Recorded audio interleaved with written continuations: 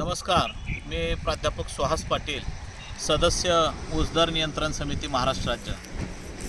कुर्मदास सहकारी साखर कारखाना बुताष्टे या साखर कारखान्याने शेतकऱ्यांचा ऊस गेल्या हंगामात गाळप केला, परंतु आत्तापर्यंत अनेक शेतकऱ्यांचे त्या साखर कारखान्याने पैसेच दिले नाहीत. या साखर कारखान्याचे संस्थापक संचालक दादासाहेब साठे यांना मी स्वतः फोन करून माझ्याकडे जे शेतकरी आलते त्या शेतकऱ्यांच्या याद्या त्यांना पाठवलेल्या होत्या, परंतु आजसुद्धा त्या शेतकऱ्यांना ते पैसे दिलेले नाहीत. शासनाने साखर आयुक्त कार्यालयाकडून त्या साखर कारखान्यावर RRCची कारवाई झाली.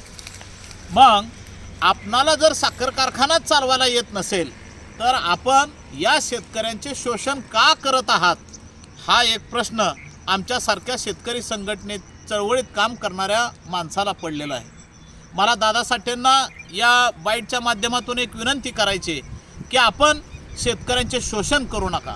आज 2000 रुपये आपण चेक द्यायला लागलाय, बऱ्याच वेळा चेक बाउन्स झालेत, पण बिचारा शेतकरी कधीसुद्धा एखादा चेक बाउन्स झाला म्हणून त्या चेअरमनच्या विरोधात कायदेशीर तक्रार करावी ही त्याचं धाडस होत नाही.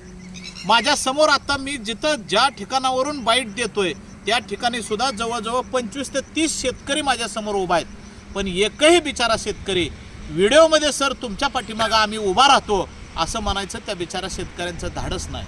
मी शेतकऱ्यांना दोष देणार नाही, पण कारखानदारांनो, आपण शेतकऱ्यांचं हे आर्थिक शोषण करणं बरोबर नाही.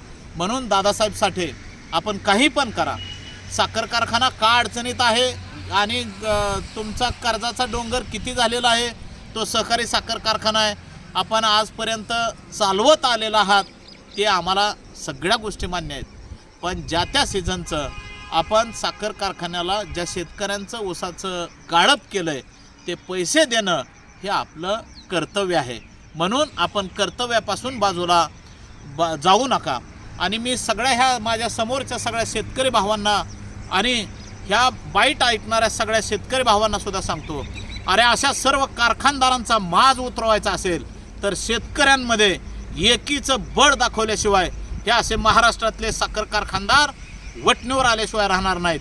म्हणून कारखानदारांचा माज जर उतरवायचा असेल तर तुम्हाला राजकीय भूमिकासुद्धा खंबीरपणे घ्याव्या लागतील.